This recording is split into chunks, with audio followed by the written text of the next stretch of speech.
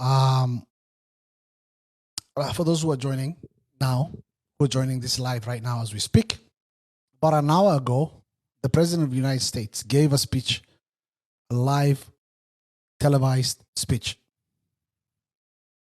saying that Israel and Ukraine is vital for U.S. security and that he will ask Congress for billions. You know, when the war in Russia broke out, between Russia and Ukraine broke out, I was really for Ukraine. I'll be very honest with you guys. Before I go on talking about what I need to talk about, and I need to ask you guys a question too, so stay with us and we can go from there. But when the war broke out between, I'm the type of guy that always supports the little guy.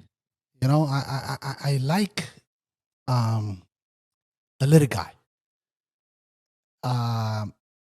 I don't like bullies. I don't like the big guys. No matter what, even if they're right or wrong. I mean, I just don't like if you're stronger than someone. I just don't like bullies.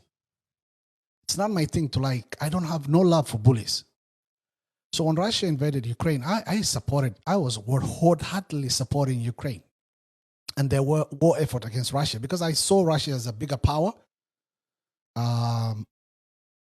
higher population than Ukraine, more weapon than Ukraine, nuclear weapons, that is.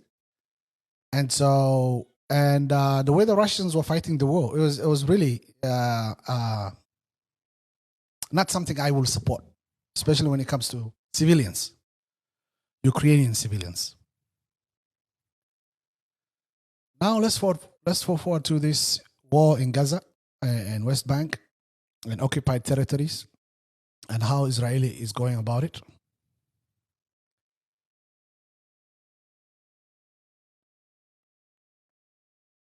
I am with Palestine.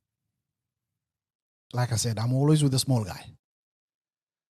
I don't like the guy with the big stick, with the longer stick. I like the little guy. A little guy that whose house has been occupied by a bully, right? And here you are, the President of the United States, you know, openly supporting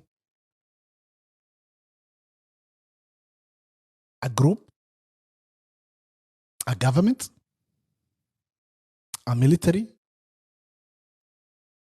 that is committing genocide as we speak, overwhelmingly with superior weapons, bombing hospitals, schools, churches.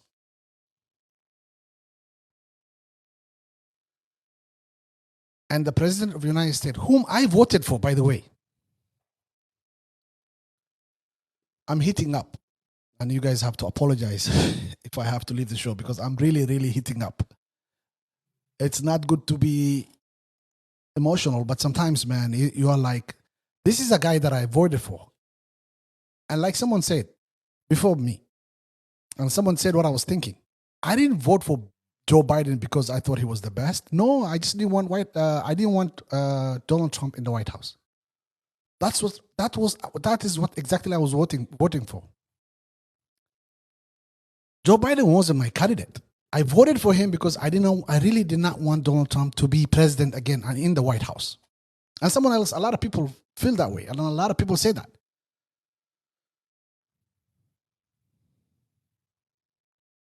So my question to you, I know I started this program in English and I might switch to my Somali language because we got to talk about some serious shit here, you know? But before I go, I am heating up. And you know, I have lights here that make it even worse for me. And so I tend to really show, you know, in my face how I can't hide. You know, this is how real it is for me. And traumatizing to see an open support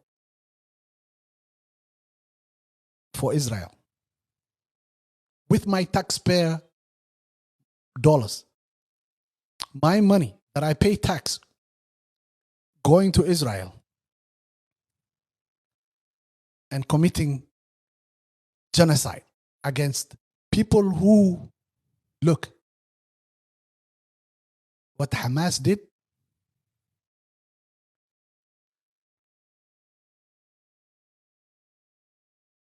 It's tough. Honestly, really, it's really tough because that 2.3 million people, right? Constantly being bombarded. They're not safe in churches. They're not safe in mosques. They're not safe in schools.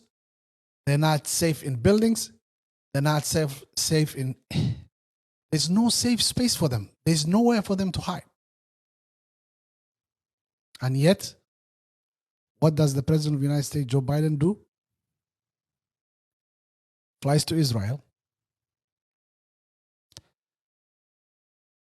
And he says, yesterday was traumatizing for me, hearing him even speak. Like, can someone just please shut him up? Like, please don't talk anymore, Mr. President. Like, seriously. Because yesterday, he called the Palestinians the others. Dehumanizing words. The others. It's like the Palestinians did not even exist. And by the way, it's not 2.3 million Palestinians that are behind what Hamas did.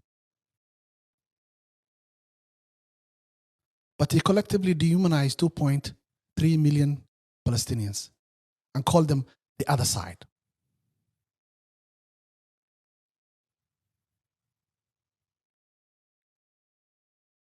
And then second of all, more importantly, is the support. The outward, no shame support. We've seen this before. Oh, I was young, I remember. But I used to hear and I used to see and I used to read when I was young. I know I've seen this before. This is the same script that is being played. That was played in the 80s when the American government supported the apartheid regime of South Africa. And years before that, where they helped the apartheid regime in South Africa and detained Nelson Mandela, putting him in jail. We've seen this before. We've seen Mandela being called terrorist before. We have seen the ANC being called terrorist before.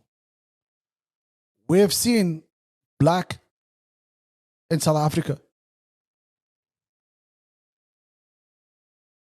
Just like what is happening to Palestinians in Gaza and West Bank. It's the same script. Nothing has changed.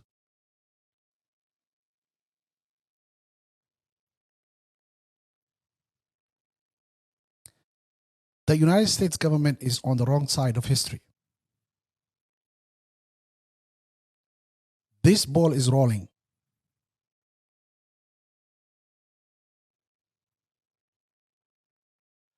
This ball is rolling. But the US is on the wrong side of history for the second time and many times. And of all the people, Joe Biden, whom I gave my vote. So my question to you guys, I've said my piece. To you guys, to the Somali Muslims, to all Muslims in the US, how are you voting in 2024? I need to hear from you guys. I need comments. I need to hear from you guys. How are you voting 2024? I'll come to the state election here in Minnesota. I'll even talk about the state election in Ohio. I'll talk about all these places. But come 2024, US presidential election, how are you as a Muslim? How are you voting? I need to hear. This message needs to be heard loud and clear. We need to make decisions real quick.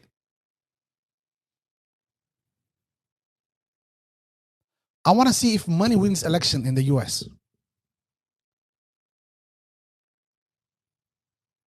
Does money win elections in the US? I think organizing wins election in the US more than money.